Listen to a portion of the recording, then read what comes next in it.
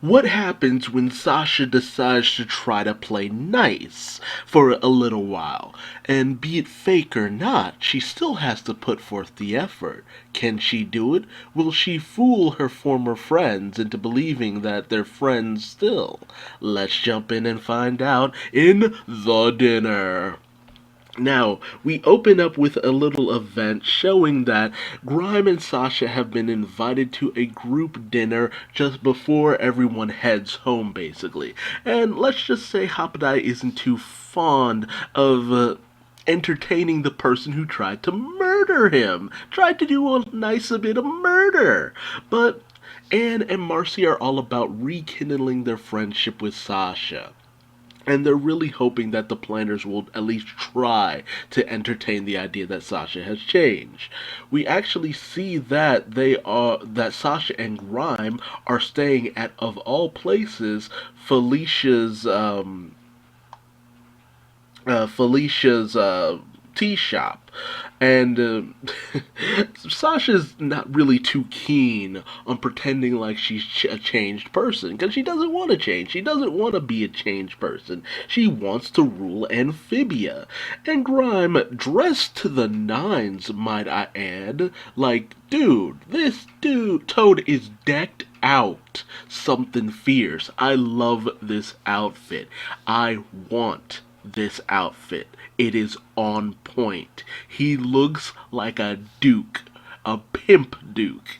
But he tries his best to convince Sasha that this is a necessary step in gaining control of all of Amphibia. And he tells Sasha, leave the knives. And yeah, as Grime puts it, how did you even walk with all of those knives? And when they show up to the dinner, I swear to God, I love this $1,000,000 smile on Grime. It is next level. And Sasha looks like a friggin' thug. It is amazing. And of course, the planters are scared spitless, but Grime comes in with a volcano cake, which, yeah, it's obvious something bad's gonna happen with that thing. But the girls are overjoyed to all be together, and it really is hard to tell if Sasha is playing along or if she is just happy to have her friends back. But when it comes time to sit down and eat, Sprig has decided to occupy the space next to his bestie Anne, and Sasha's just gonna have to deal with it in order to keep the peace. But, a little bit of trouble when Grimes starts to mention exhorting frogs and all that kind of stuff. And, like, his hosts are frogs. So, read the room, Grime. But the dinner is good, so everything goes off pretty well. And as the girls start to reminisce, we get the tale of one time when Sasha got them to skip class and they had this party on the roof, but they got caught and Anne ended up taking all the blame, getting herself grounded, and yeah, it seems like most tales kind of end like that, where Sasha has an idea and tries her best to keep them all out of trouble and going too far.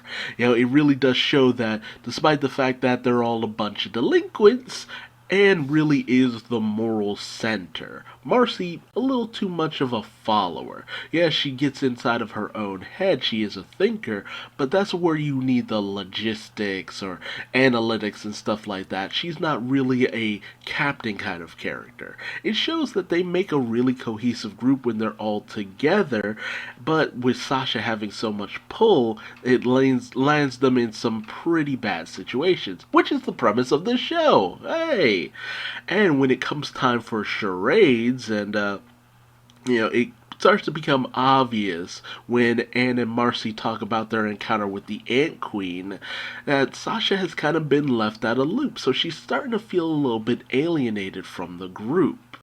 And we have a nice little moment between Hopadaya and Grime because Hopadaya knows so much about Amphibia history, so it's a nice little moment between them. When it's Hopadiah's turn next, and Sasha actually kind of makes a guess at things, plays along. I swear to God, Sprig has this little shit moment where he decides, oh, I'm just gonna mock Sasha's guess and just really just rub it in her face that she has to be wrong. But nope, she's right.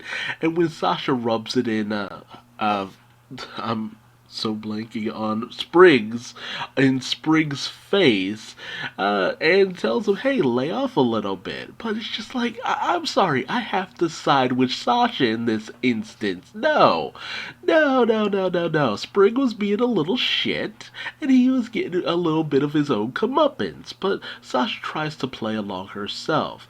But when all of the planters, and I mean all of the planters, are just like, "Oh, it's Toad Tower when it blew up, and we defeated you, and Anne ended up choosing us over you." Yeah, Sasha loses her shit. But when she tells them what it was, she ends up being sent to the shame corner because she ended up revealing and talking during the game. But she even gets even angrier and throws the board. And Anna and Sasha have a bit of an argument, with Sasha saying that she's trying, but Anne mentioning that, it's understandable if they're not really too interested in playing along with all of this. You did kind of try to do a murder on them. But, while Marcy tries her best to calm the situation down, Grime tries his best to remind Sasha of why they're here. But then Grime's volcano cake starts to erupt. And I mean, it erupts with Choco lava, apparently.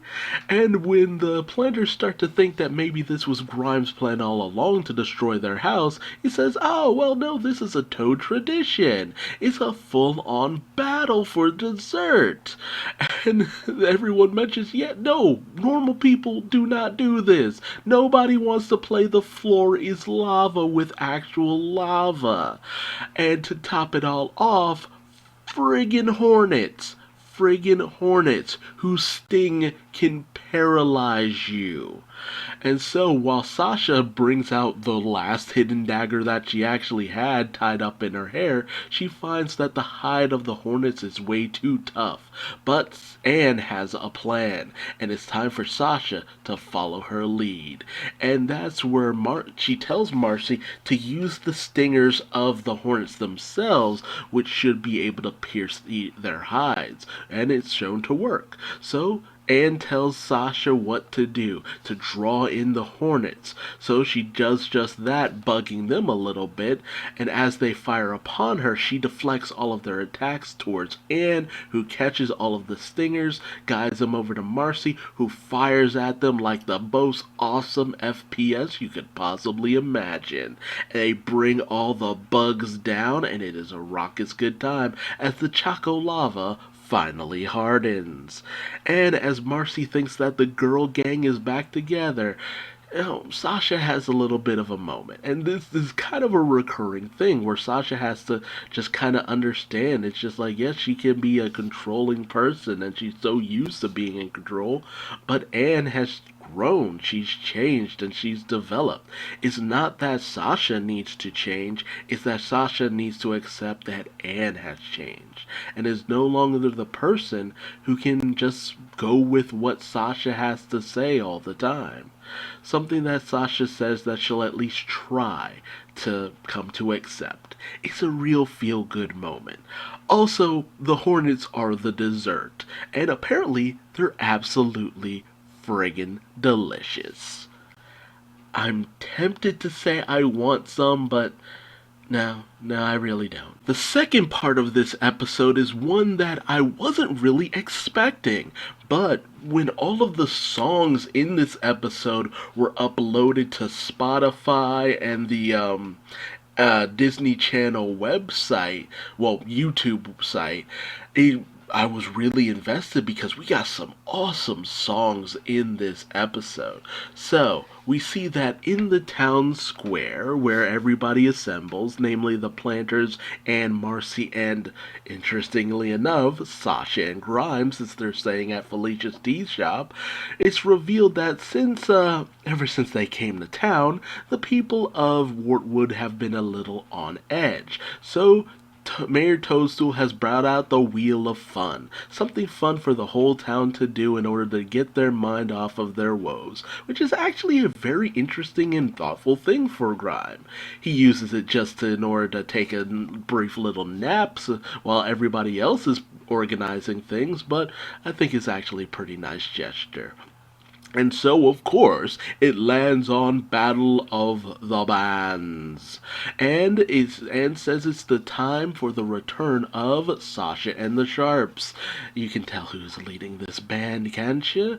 We also find out that Loggle and Wally are in a band of their own and want to form it with Sprig and Hopadiah, who are all in on this action. Meanwhile, Grimes says that he will be the one to take the gold, as he has a performance all his own that will knock the people dead. Meanwhile, Toadie wanted to get in on this action with Mayor Toadstool, but like I said, Toadstool is using this opportunity for a nap, and with Toadie not really having anything to do, he's a little bit at a loss. And so we see the girls set up with very interesting instruments. At first, I was just like, wait, how do they have instruments in Amphibia? Nah, they had to hand build this stuff. That's pretty cool. And I think that the cymbals on Marcy's drum set are lily pads that were like coated in gold or bronze or something. That is pretty awesome. Like, such a weird attention to detail. And Sasha brings out her bug axe, her beetle axe. I forget what she calls it, but it has this weird crystal that when you strum it, it sends out these waves of like almost electricity. It is so cool. And they do a nice little performance, get some practice in. It is very Scott Pilgrim, especially considering that the poster promoting this episode that the crew put out is literally an homage to Scott Pilgrim.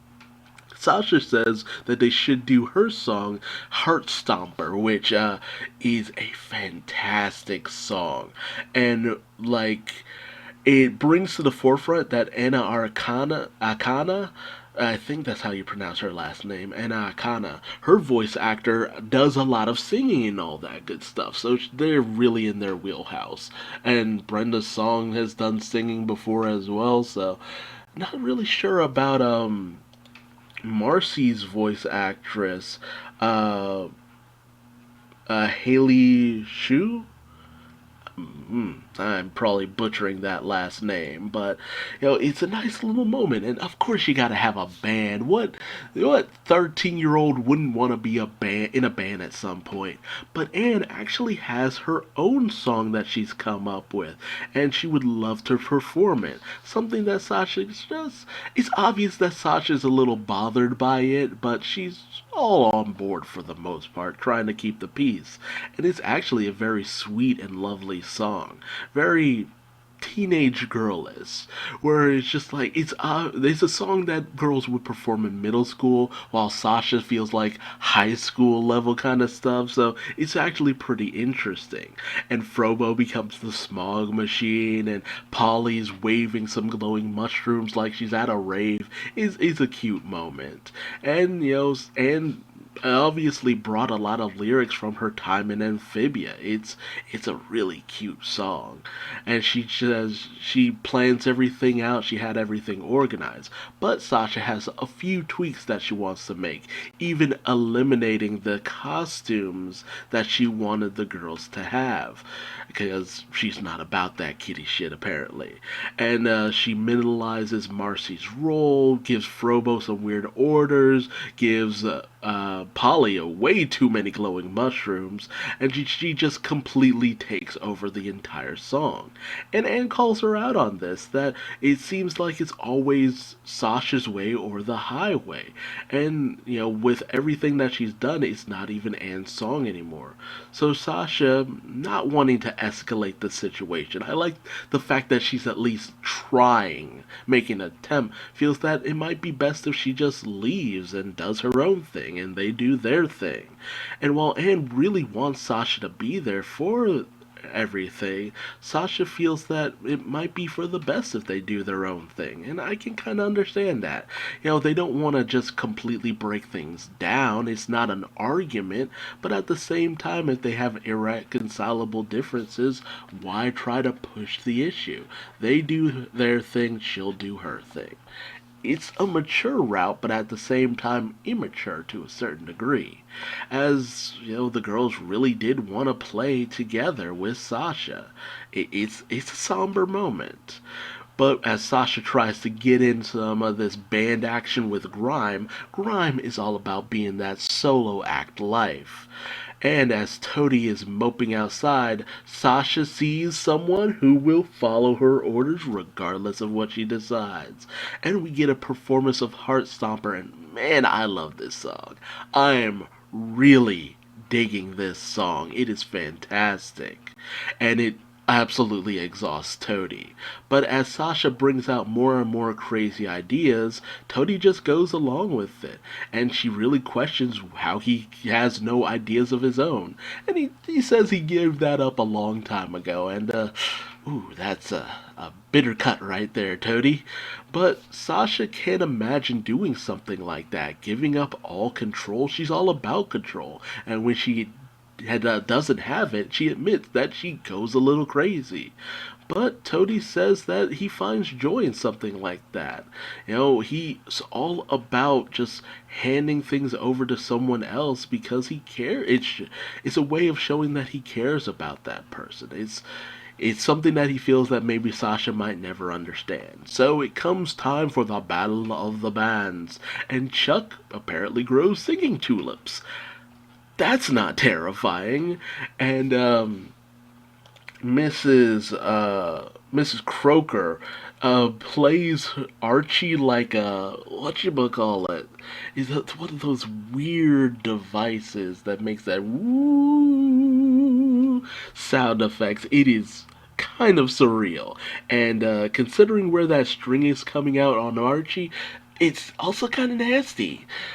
Also, Hoppediah and the rest of the gang play their little jug band and all that good stuff. It's very down home and country, and it's a cute little moment. They don't win the best score, but they get pretty far. And then Anne and Marcy show up in their glittery costumes. Anne is a dragonfly, and Marcy is a chrysalis, or something like that, scientific term. And Sasha is decked out in her full-on rocker gear. How she made a leather jacket here, I will never know. And it's obvious she's not really digging their costumes, but when Toadie sees them go on stage, he questions if they're going to be a problem.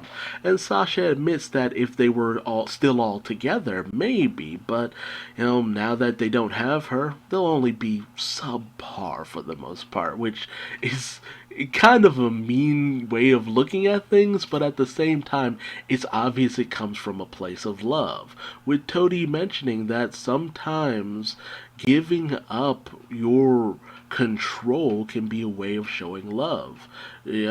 Stepping back and not smothering other people is a way of showing that you really care about them deep down. That's Toadie's perspective, at least. And when Anne and Marcy perform their song called oh man, I am just no big deal, which is literally just all about her time in Amphibia. It's a cute song. It's not like hard rocking like Sasha. It's a lot more poppy and it's very sweet if nothing else. And Sasha actually is kind of proud to see them out there doing their thing. It's a heartwarming moment. And it was in this moment that I just literally could not stand the thought of this group betraying each other next episode. It's going to be so heart-wrenching. And Sasha decides to swallow her pride and goes out and performs the guitar solo that Anne really wanted her to do for the performance. And their song is all the better for it. It really needed a killer guitar riff to really send it into overdrive. Just really showing people what they've got, and what they've got is friendship on their side. Yes, it's cheesy, but I love it regardless. And the people of Wartwood do as well. And Anne really thanks Sasha for coming through on this and just showing that she really cared no matter what. And as Toadie announces that their band has decided to kind of withdraw, the last performance is by Grime with his harp. And he plays an enchanting melody that blows everyone away. And it lasts for 3 hours, and it brings the people of Wartwood to tears. Even Ivy's crying. Even Ivy. And Mrs. Croaker. Like, yo. And people eat it up. Grime absolutely dominates the Battle of the Bands. Yes, Grime wins. Grime wins. And Sasha is okay with this. She was just happy to play with her friends. She was just happy to have fun, if nothing else. And Mayor Toadstool makes the announcement that the three girls will be leaving soon, and Anne gives a heartfelt goodbye to all of Wartwood and all the friends she's made along the way, asking for one last departing picture before they all head out. It's a cute, wonderful send off to a wonderful episode. It was a great time. I loved it. And I guess I'm ready to have my heart completely ripped out by next episode. But until then, tell me your thoughts in the comments section below. What did you think about these two songs? My favorite song is definitely Heart Stomper. Like, when I tell you it was such a fun song, I really mean it. But it's still overall a great episode. I love me some musicals. The growing regaining of a bond between Sasha, Anne, and Marcy has been absolutely fantastic, and the team has done an amazing job. And with one more episode on the horizon until season 3, I hope these good times can last one more time. Until next time, I've been Duuz-Diz-Din. Do all that YouTube stuff, or don't. I ain't your daddy, and I will see you in the final episode of Season 2. Bye-bye.